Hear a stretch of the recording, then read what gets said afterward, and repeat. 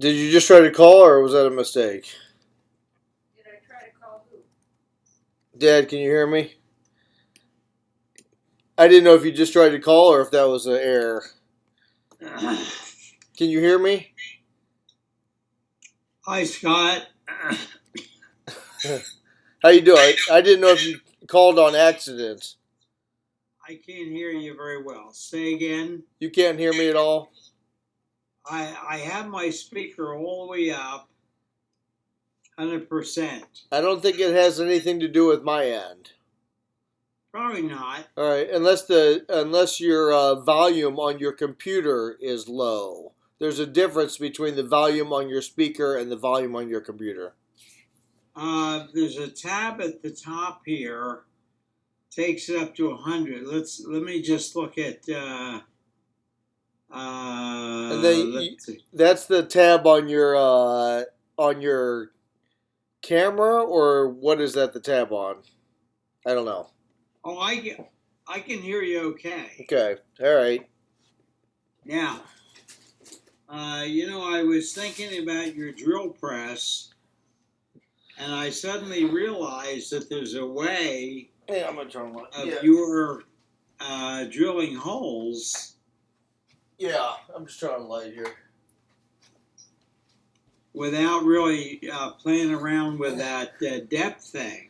All right, well, I need to know if I should. So, right now, I have the strips with the little indentations for the countersink. There's no holes. So, do I have to drill pilot holes, or can I just drill the stainless steel and it'll go right through without having a pilot hole? Well, the problem with brass is that brass, often as you drill it into wood, Yeah. the top separates from the thread. Yeah, no, I know you told me that, but I didn't know if I could just drill the stainless steel screw through without having a pilot hole. Oh. And then remove this. You know what?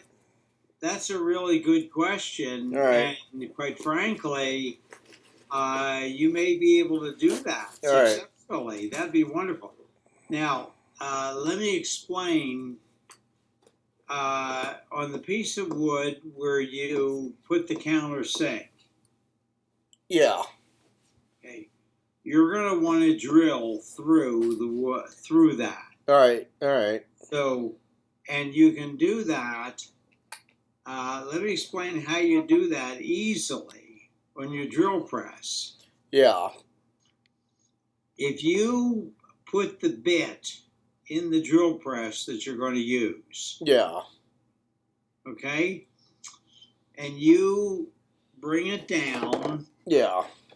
And you have a piece of junk wood on the platform. No. I either need you to send me that sketch again because I don't have any junk wood on the platform. You don't need a form fit. Okay. It's a piece of junk wood. Okay, all right, okay. Because you're going to lay that piece of thin wood on it. Okay, all right. Then you're going to bring the drill press down. Yeah. With the bit in it. Yeah.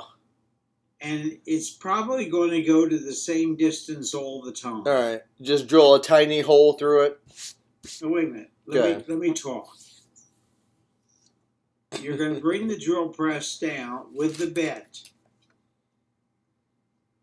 And you're going to bring it down and you're going to put a piece of wood next to it so you can see how far down it comes each time.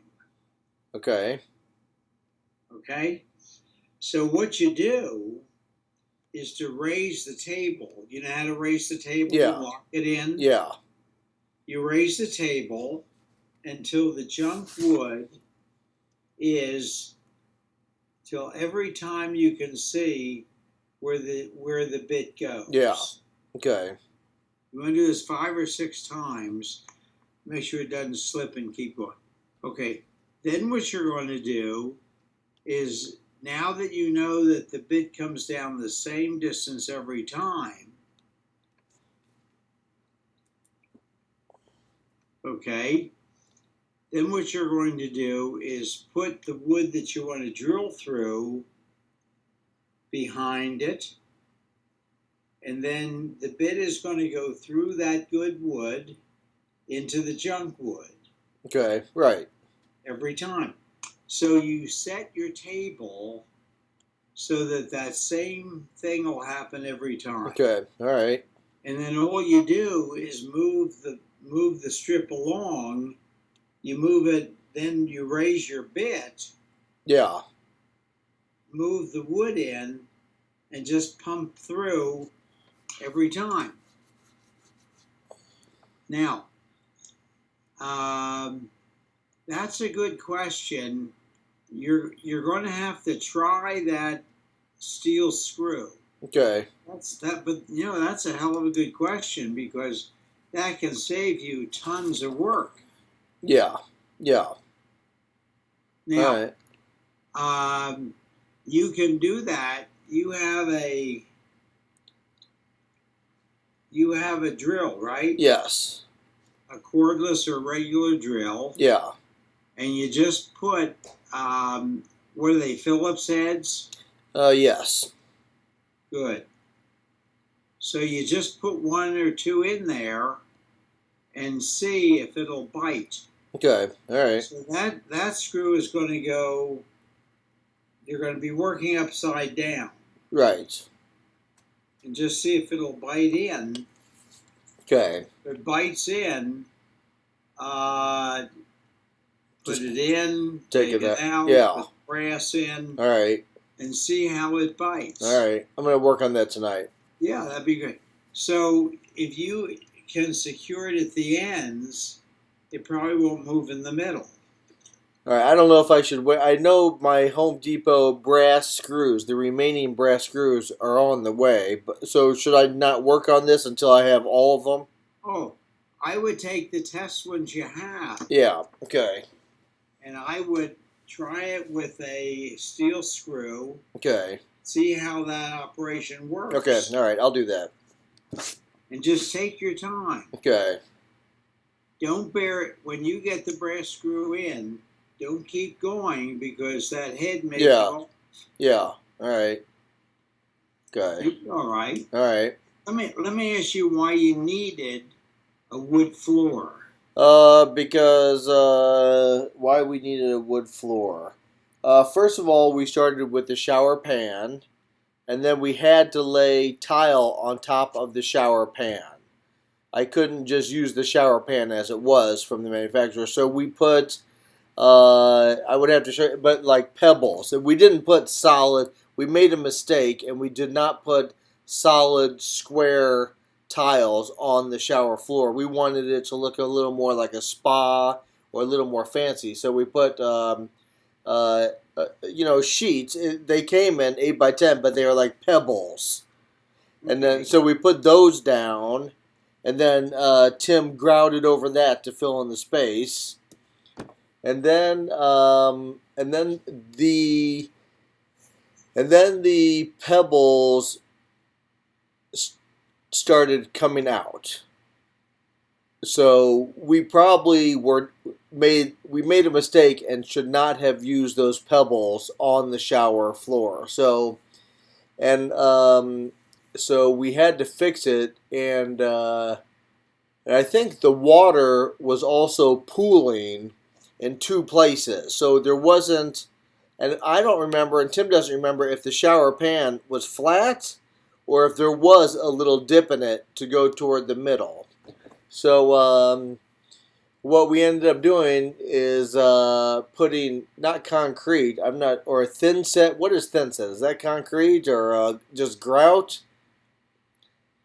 But we put, he went ahead and covered, because the pebbles were breaking out. So he went ahead and covered the entire thing with, I don't know if it's necessarily concrete, but it's like grout, or I'd have to show you the bag or see what it is. And then that's when we decided to put this special kind of wood over it. And it looks nice. It looks great. Good. But then so we had a nice, I don't know if it's concrete, but we had a nice thing of it. But then then this Ipe wood I got started bleeding. I guess the stain came off of the wood. It doesn't do it now, but and the manufacturer said that might happen at the beginning. Okay. So anyway, the concrete or whatever is in there started to discolor, and it's starting to crack, and it's getting real thin, so where you can actually see the pebbles underneath it. Now, are any of those pebbles going to go down and clog the drain? No, the pebbles are completely encased by this concrete. So, and then the wood looks great, but eventually we're going to have to figure out what to do about the concrete that's between this wood and and on top of the. I'm going to take some pictures. So yeah, and now the water is still pooling also. So we did not do that correctly. And again, we don't know if the water. We just did the wrong thing. We should not have put the pebbles on the floor of the shower. We should have used real solid square tiles. A big tile. Yeah. All right, you just froze on me. Can you still hear me?